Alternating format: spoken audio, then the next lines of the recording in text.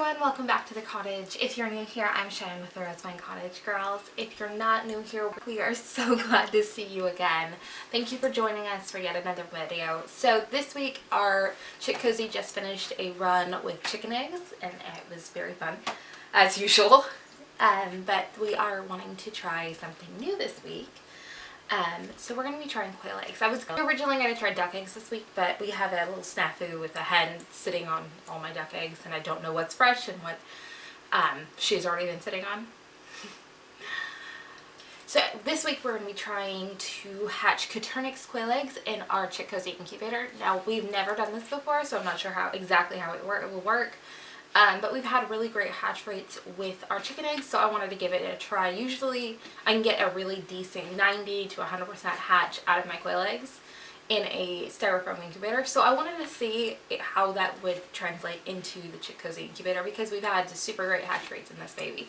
So we are going to get started, and I'm going to show you, if you've never hatched quail eggs before, just how you are going to set your incubator up and how to put a hatch quail eggs at home.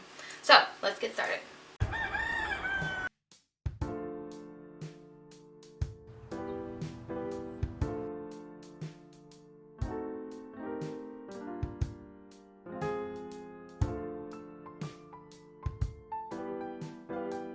Incubator all set up right here. It is at 99.5.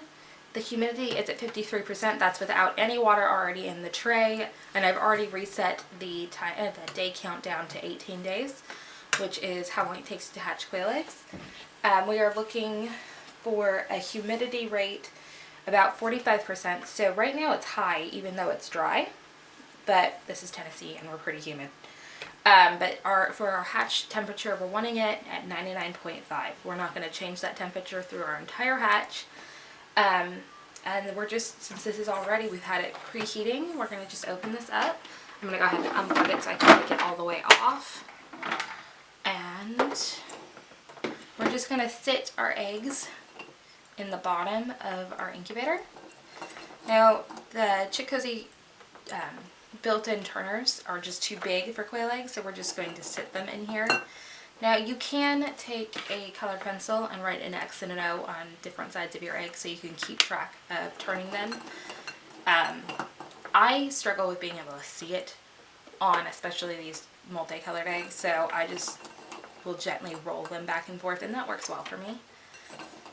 And you're going to want to use really fresh eggs, about a couple of days to a week old.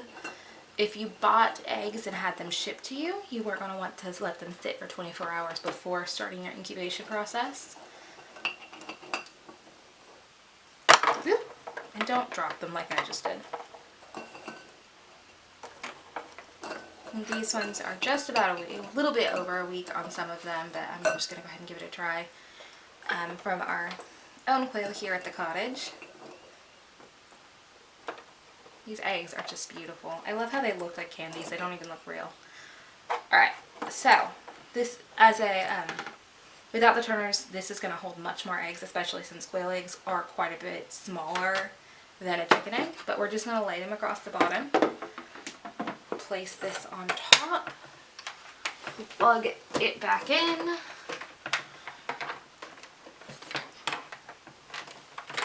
Pop up so I can see. Plug it back in. There we go. I'm just going to leave our incubator in a nice warm draft-free environment. You don't want the temperature and then around it changing, so by a window or a door really isn't the best spot.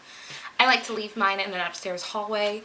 It's kind of away from all of our doors. It's the interior of our house, and it just stays a more consistent temperature for me. And I like it because I can check regularly as I'm passing back and forth to get to my room. It's right outside my door basically. I can keep track of it and better control the humidity because it's right there and I can see it every time I have to come through.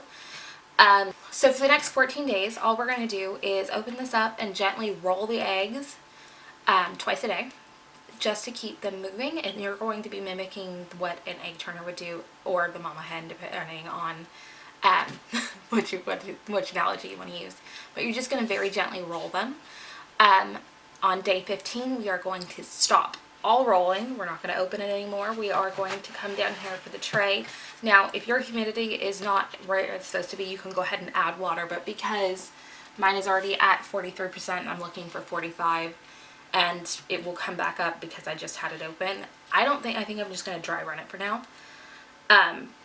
On day 15, you're going to want to increase your humidity to 65 to 70%. We're not going to touch the temperature still. We're just increasing the humidity. So I'm going to roll this, turn this around.